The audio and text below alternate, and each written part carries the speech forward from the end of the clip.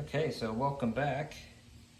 I guess for today's video, I will introduce a new series. I think I'll call it something like Tinker Updates or something along the lines of that, not quite sure yet, where I just show what I'm working on at the moment. Maybe not really footage of me working, just kind of talking about what I'm doing.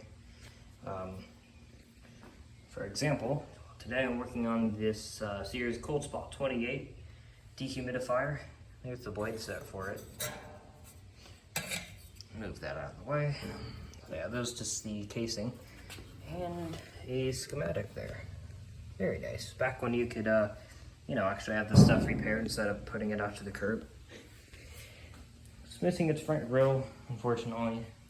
So I will probably DIY something out of this aluminum chicken wire window screen thing. Appliances from that period, late 60s, early 70s, kind of used this sort of stuff, so maybe I can make it work. We'll see. There will definitely be more to come on this dehumidifier, and I'll probably say that at the end of this video as well. Here's the fan motor. I serviced it. It's a little FSP 0.70 amp 115 volt shaded pole motor.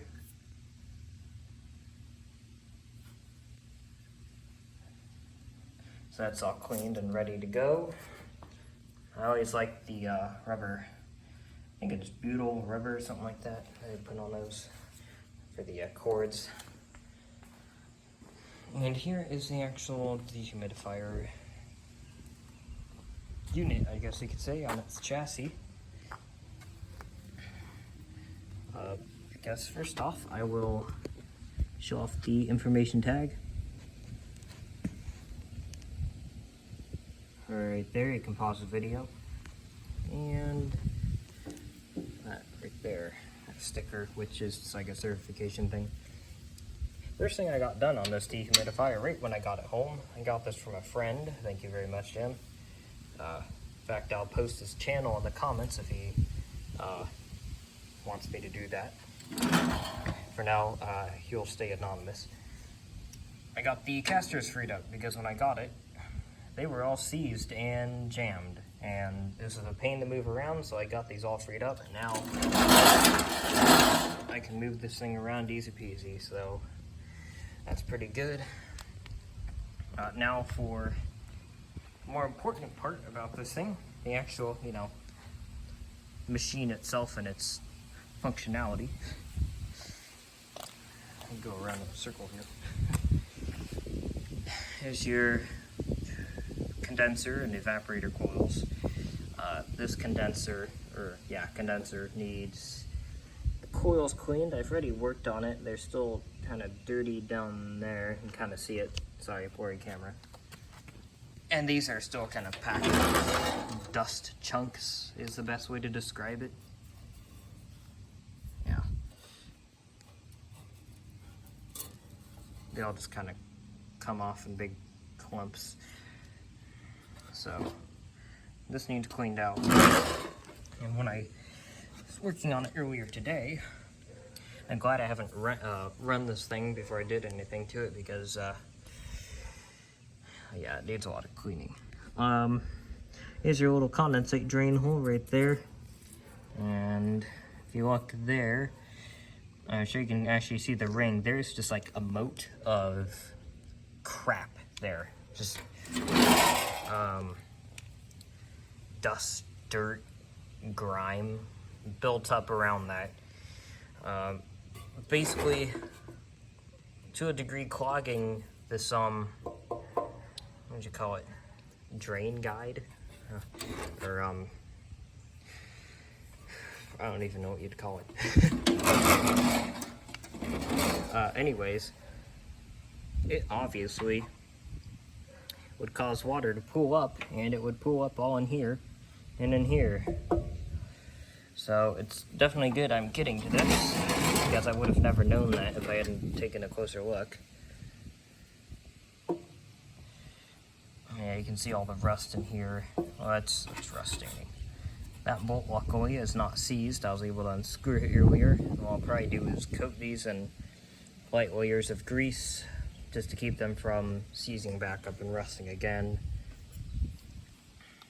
Here's a fan shroud, some sort of vacuum form plastic, I'd say.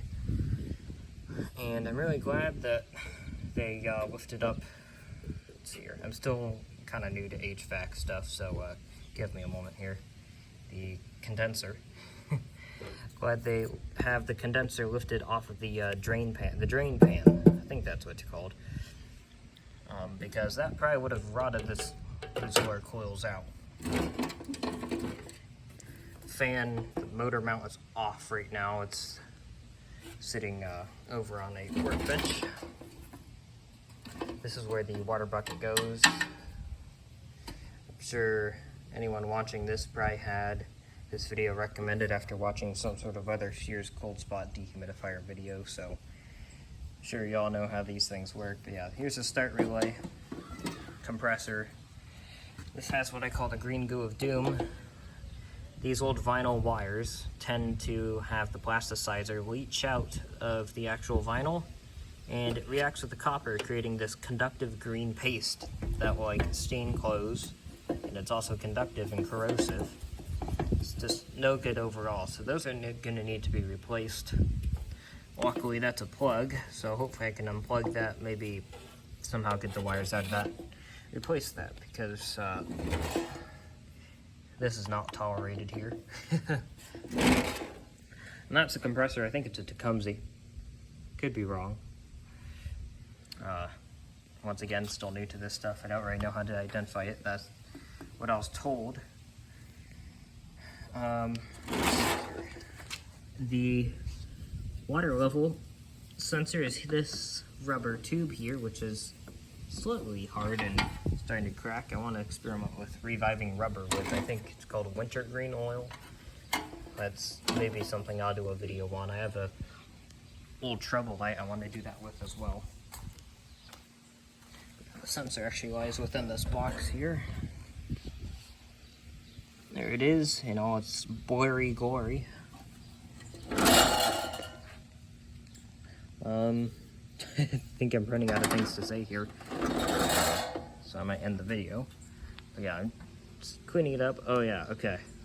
Ideally, what I want to do with this, once again, you know, the Tinker updates and all that, things that I want to do with this in the future, remove all of this, ideally intact. I don't want to cause a leak in the refrigeration system. And yeah, remove all this so I can actually access this pan here, the chassis, so I can get a really thorough cleaning, thoroughly clean everything, so I can ensure this will run at maximum efficiency and also lengthen its lifespan. But yeah, really, I think that's gonna be it for this video. Just kind of a rambly update thing for this dehumidifier. So I guess I'll end the video and get back to work on cleaning this. Maybe the next update will be this thing running and producing condensate. I guess we'll hope. So I guess stay tuned for that, and thanks for watching. See you all in the next one.